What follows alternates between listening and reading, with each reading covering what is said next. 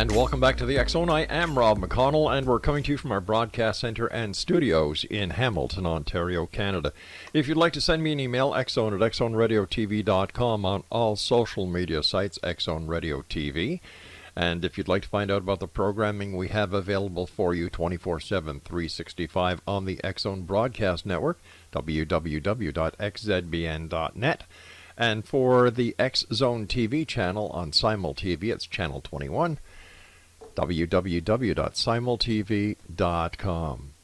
X Zone Nation, my guest this hour is John Laban. He is an Australian who spends most of his time trying to unravel the lie system into which we're all born. JLB is primarily known for his work on YouTube, which has attracted over 6,000 subscribers since launching in early 2015. Over the past years, JLB has developed and attempted to share a framework he describes as real skepticism, whereby even the most fundamental truths, which most people generally take for granted, are evaluated and empirical and logical basis, and no field of inquiry is considered taboo. Central to this framework is the concept of primary source research methodology, which is explained in detail on his website, which is www.johnlaban.com. Joining me now all the way from Australia is John Laban, who is affectionately known by friends and colleagues as JLB. And JLB, welcome to the X Zone. Well, thank you very much for having me. What a terrific introduction, and how magnificent is this technology. You're in Ontario, Canada. Right. I'm here in Brisbane, Australia, and we're having a zero latency discussion through our computers. It is phenomenal, isn't it? It certainly is. And, over the years, I've been doing the show for 29 years now, and to see the technology grow so fast, I can only wonder what my grandchildren's children will be able to accomplish during their days. But let's talk more about you, my friend. Why are you called the world's leading skeptic? Well, that's what I call myself, and you could argue that it's a cheeky little way to promote oneself. But basically, it seems to me that the way the world is today, there's lots of things that people believe that they never really challenge. They've never even thought to challenge. Right. And so some of them are obvious. Things like, say, how did we get here? These days we're told that we got here through human evolution. That could be true. Right. We're told that the Earth used to be the home of these giant creatures called dinosaurs. That could be true. And they were wiped out by a meteor, and that could be true. And all these things that could be true. But my philosophy is, why don't we look into the evidence for these stories?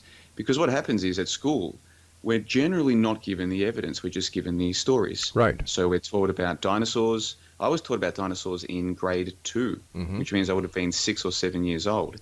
So they're not really teaching you the scientific method at that age. They're just teaching you, well, here is a triceratops, here is a velociraptor, these kinds of things.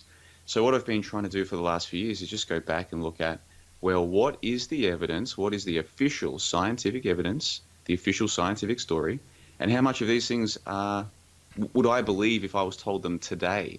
And it turns out, Rob, that a lot of things I used to believe, I no longer believe, precisely because I've gone and looked at the evidence. Well, JLB, is there one specific event that made you a skeptic? No, not one specific event, but what happened a few years ago, I was just a regular person. I was about 26 or 27, just leading a very regular life here in Brisbane, working a very regular job, which I actually still do work that same job to this day, actually.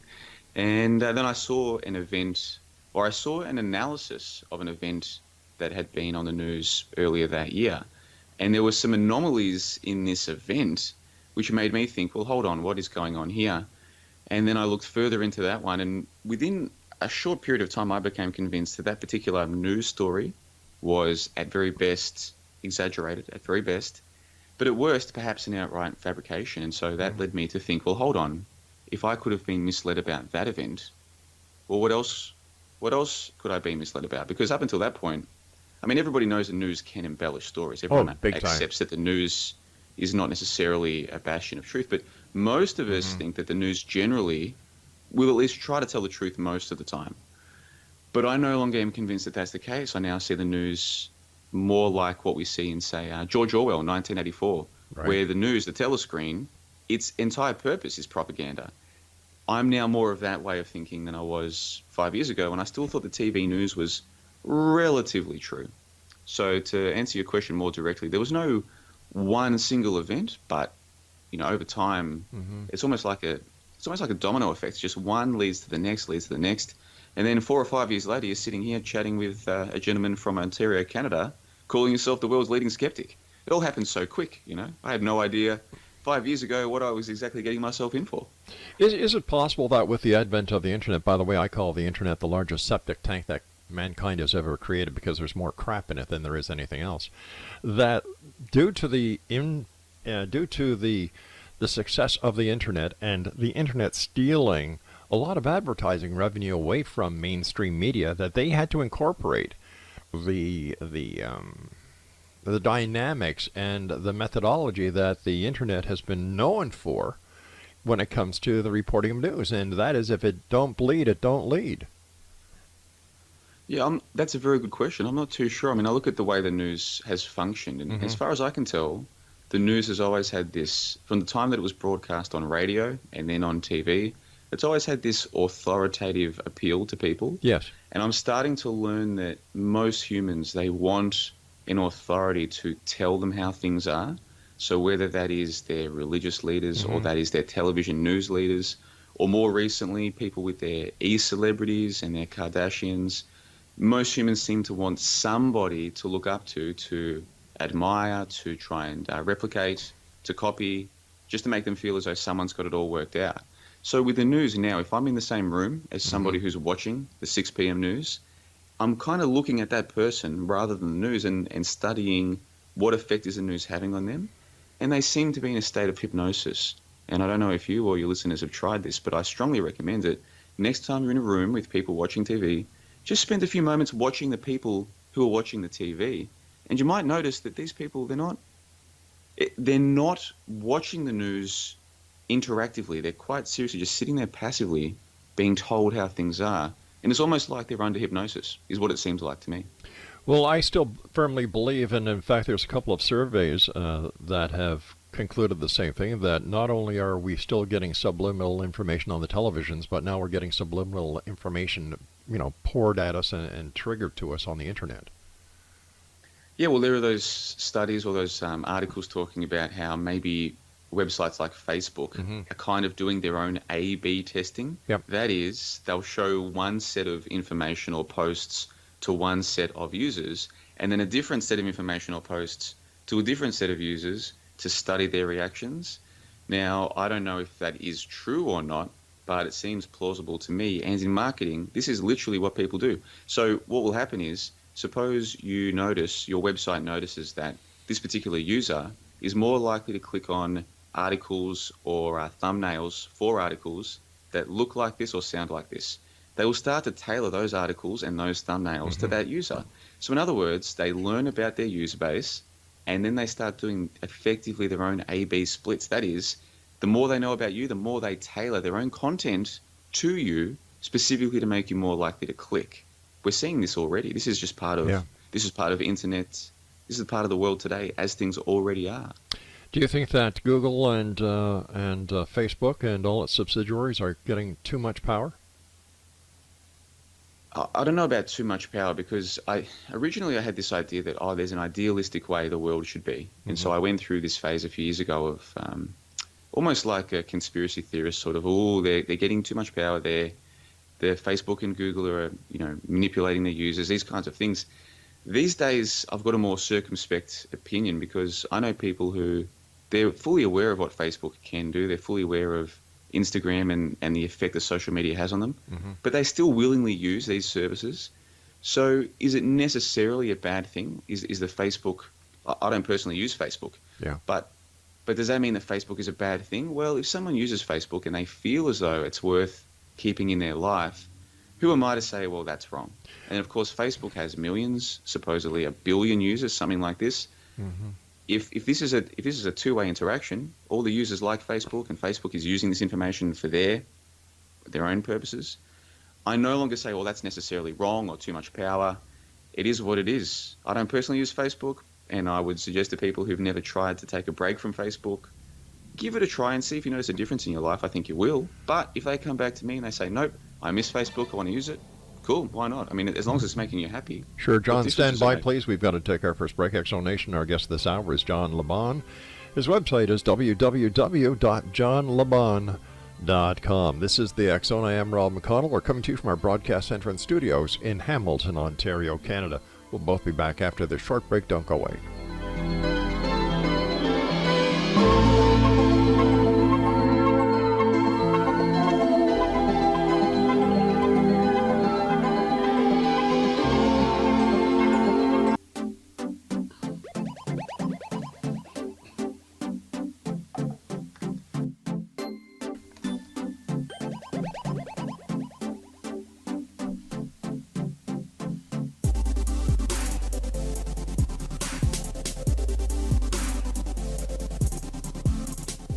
John Laban is my special guest this hour. Exonation, www.johnlaban.com. John, can you tell us a little bit about the hoax hierarchy? Sure. So what I've done is I've put together a schematic, like an image that people can look at to see what I'm trying to convey. And I think that of the hoaxes that are going on in the world today, some of them are more significant than others. Now, of course, the first step is to accept that there are hoaxes going on today, which for a lot of people is too much of a step to take. But there is a group of us on the internet, and we seem like we're growing in numbers, not fast, and we'll never be the majority of people, but there's a growing number of people who seem to understand that, yes, there are a few deceptions in the world today. So I'm reticent to specifically name any of them without knowing too much about your audience, but basically people like me, we think that perhaps some of what we're told about the space missions, they might be a joke, they might be a hoax, perhaps, possibly. So we're talking about the lunar landing cover-up and conspiracy. Sure, things like the moon landing, things like the International Space Station, things like more recently the Mars lunar lander, these kinds of things. Right. I happen to think that these are all fake stories, and I know that this is a very controversial opinion because people will usually come back and say, well, how could they fake this? Why wouldn't the other governments around the world dob them in? And then, of course, my response is, who convinced you that the world is run by lots of different governments? And most people operate on the framework of, oh, no, there's Chinese government, there's American government, there's an Australian government. These are all completely separate, running their own nations, which is exactly what I used to think. But what happened was a few years ago, I started reading books like 1984 by George Orwell, and Animal Farm by George Orwell, and Brave New World by Aldous Huxley. And I didn't just watch the movies or listen to the audiobooks. I actually sat down and read the books and tried to understand how much of this is allegory or metaphor and how much of this actually does apply to today. And I look at the way the world operates and I think, well, hold on, I'm speaking to a gentleman in Canada. There's absolutely nothing in between our conversation. It's just you and me. Yeah. And we can do this whenever we like. And so can anyone with the internet. Who convinced me that there are these national governments who are controlling their own people? It seems to me as though we already live in a globalized world, almost like a one world. And the governments almost seem like little more than caretakers of the people. They're almost like it's almost like it's there for show. But in reality, we're already under a one world system. We all can do banking together. Yeah. Like I could send you money on PayPal instantly and vice versa. We're talking instantly. We use the same language, most of us. English is either a first or a second language for most of the world already, especially with younger people. Right. So I'm no longer convinced that there's all these different governments trying to control their own people. It now seems to me as though the so-called governments of the world, they're all pretty much on the same team. And then the next response you get is, well, how about all of the wars? If they're all on the same team, how can we get all of these wars between people? And then I say, well, once again, just to use it as a thought experiment, as a way to introduce these ideas, consider 1984 by George Orwell, which everybody tells me they've read. Everyone says, oh, yeah, I've read that. Well, why don't you explain? Why don't you explain it to our listeners who may not have read it? Yeah, okay, cool. So in 1984, this is a book by George Orwell from the 1940s. And it's a lot of people cite this book as like a blueprint for the future. But I think that perhaps George Orwell was just writing about how things already were, even in the 1940s. And so the basic story is that the protagonist, Winston, he lives in this time where he's not really sure what year it is, and most people around him seem like they're very happy just to go along, to get along, but he knows that something's not right. And his job, Winston, is working for the government in the so-called Ministry of Truth. And what he does there is he helps them to change the past. So if there's been a change in government policy, he helps to go back through the old newspapers and change what the previous policy was so as to not make it obvious that the government is contradicting itself. And of course, I'm sure in your country, just like mine, the government does change its policies and change its claims all the time. And people just go along with it. People don't seem to understand the contradiction or care about it. And anyway, to fast forward, to cut a long story short, over the course of the book, we learn through Winston, the protagonist of the book, of the story, that the world is already run by one group. They have separate governments in different parts of the world to keep the masses in line, to make them think they need their government. And they have wars on the telescreen. That is, they scare their populations by saying, oh, we're at war with East Asia. We're at war with Eurasia. We're always at war. We're constantly at war.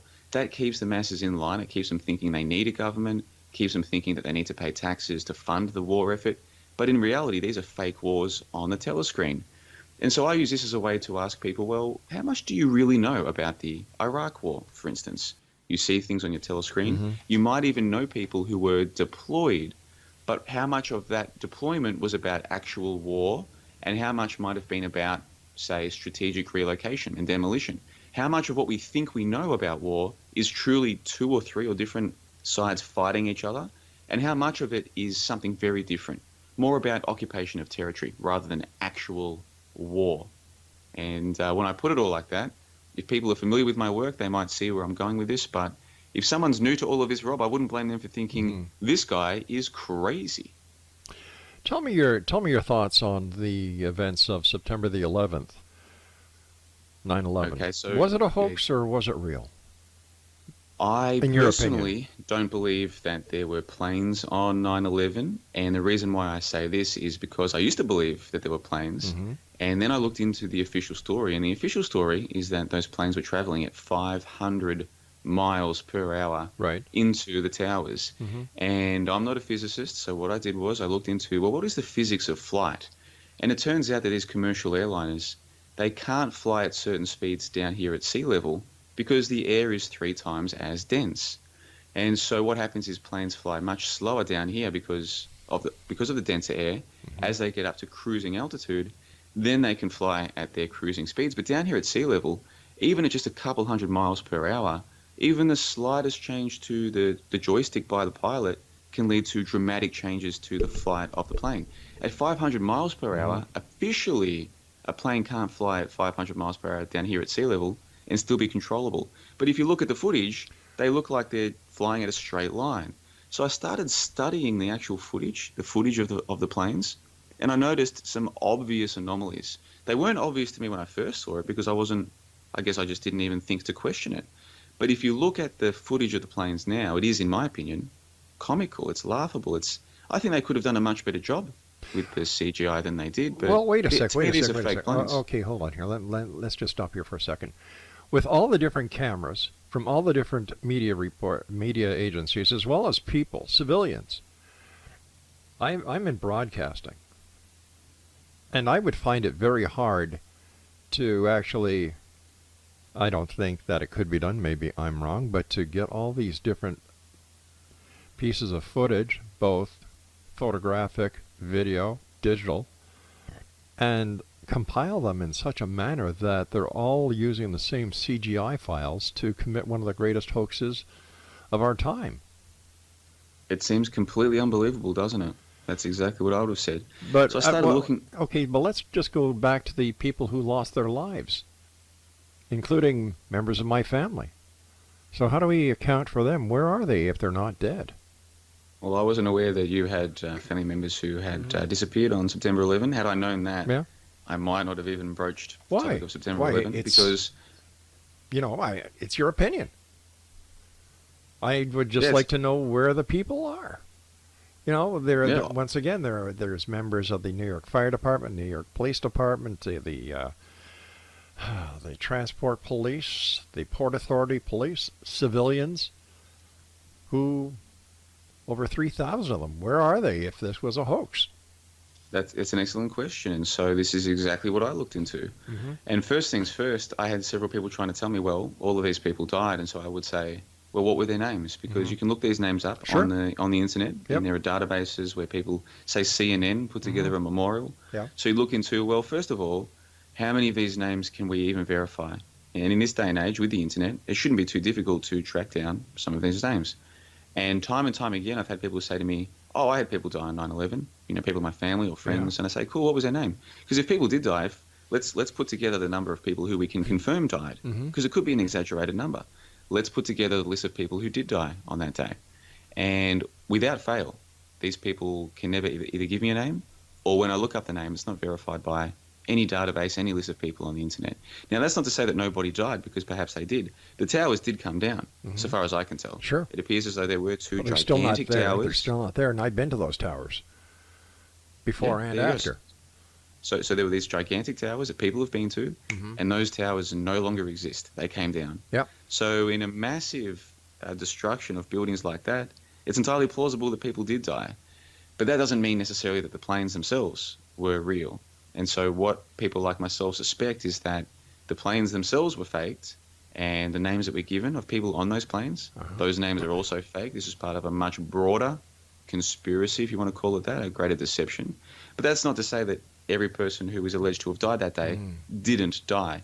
But I personally don't believe 3,000, not even close to that number. Have you gone to the 9/11 Center? Not yet, but you know what? In 2019, I'm coming to the United States, so long as they're going to welcome me in, which I assume they will. I've got a clean criminal record. I'll come to the United States and I'll go and check out New York, and I'll tour it for myself. And anybody who wants to come to me and tell me and testify that they know people who died on 9/11, I'll be more than happy to listen to them. I'm not All here right, to, stand by. We've got to take our news break at the bottom of the hour. Exonation, our guest this hour is John Lebon, and his website is www.johnlebon.com. We'll be back on the other side of this commercial break with the news as we continue here in the X Zone from our broadcast center and studios in Hamilton, Ontario, Canada. I'm Rob McConnell. Don't go away.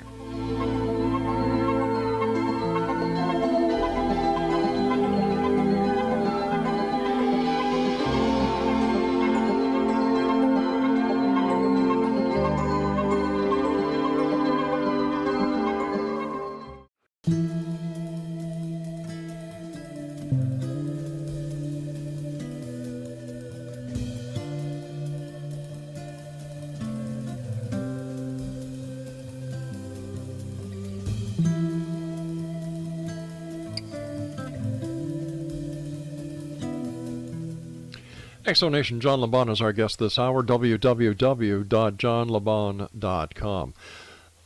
JLB, in your opinion then, if two aircraft did not take down the Twin Towers, what did and why?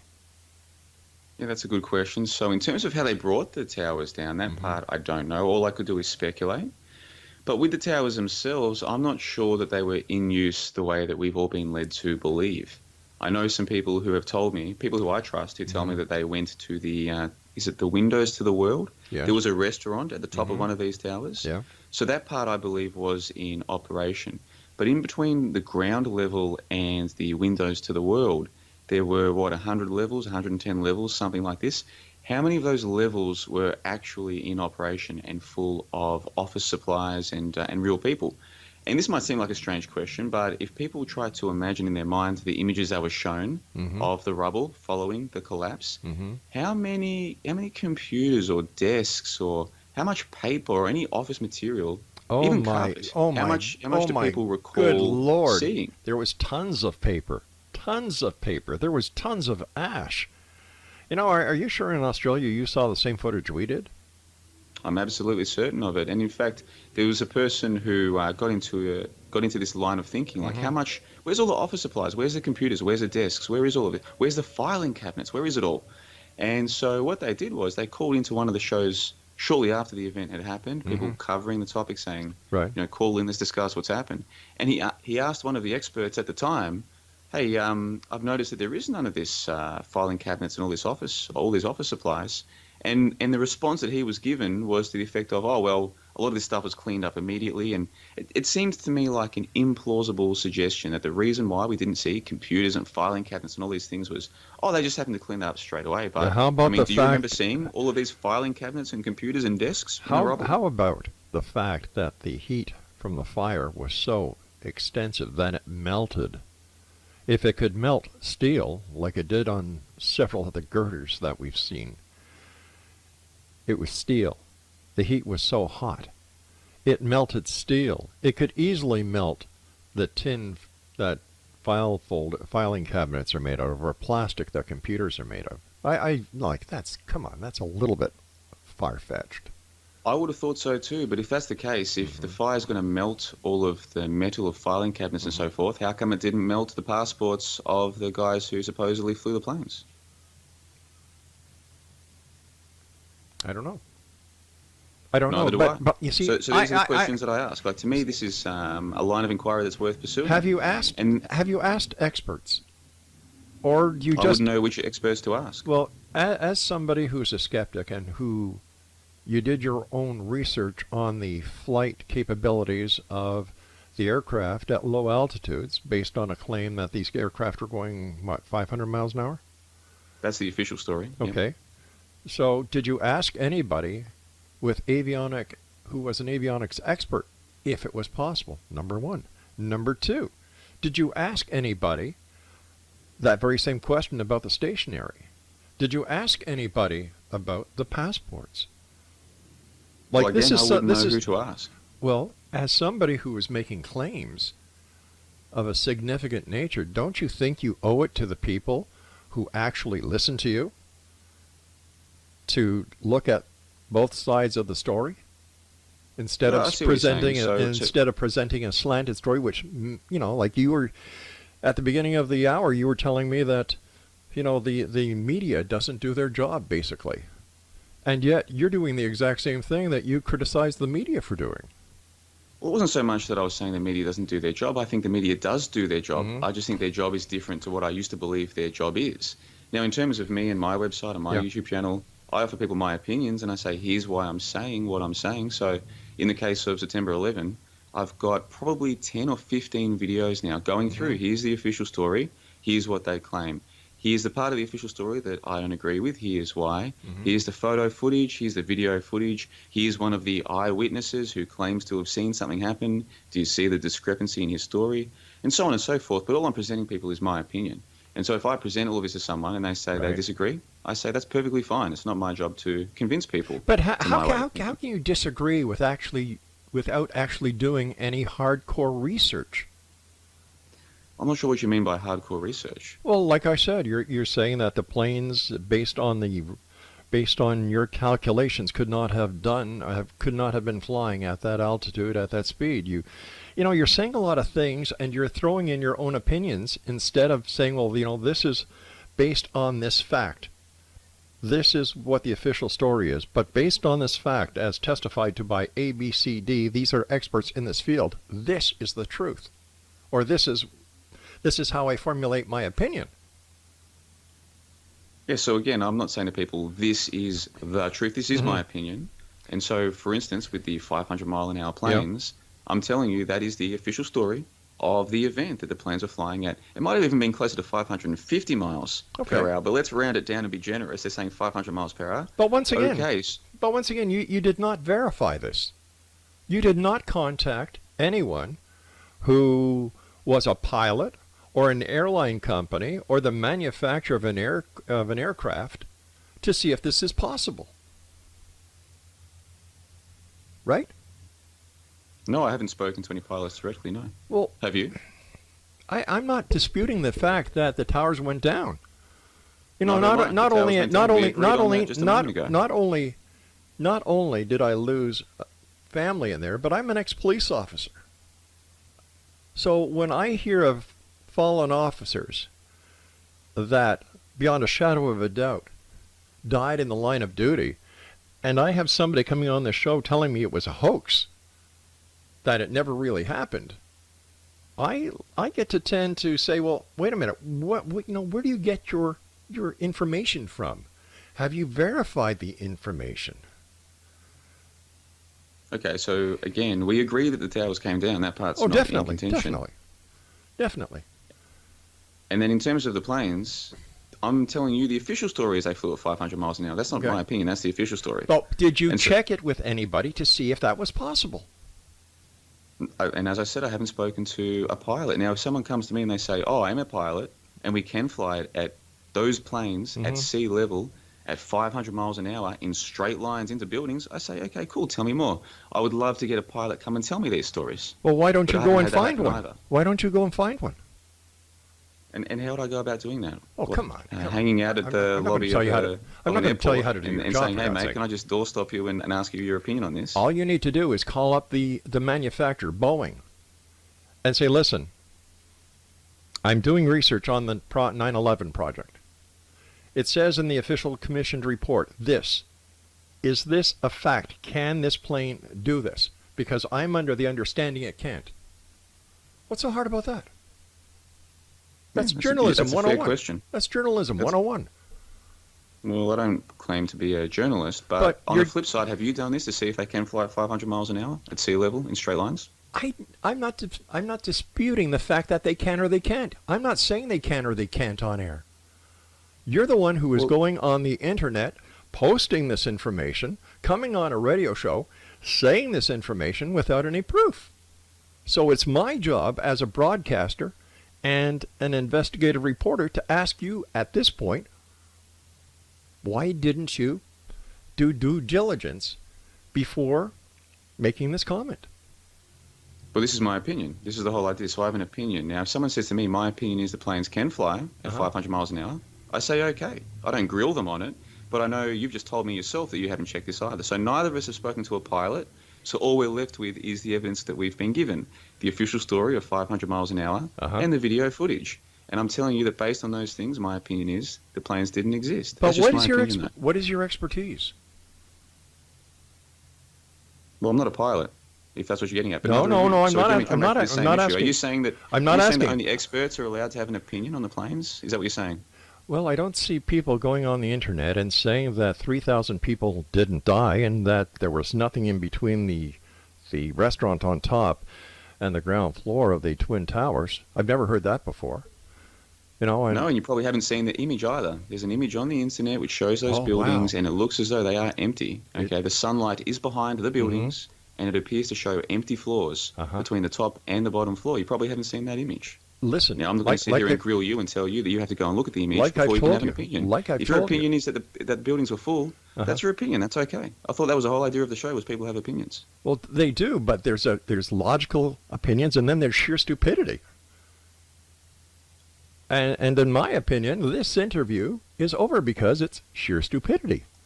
Oh my God, can you believe that, Exo Nation? You've got an idiot, I mean a bloody idiot, who's telling you that 9/11 never happened.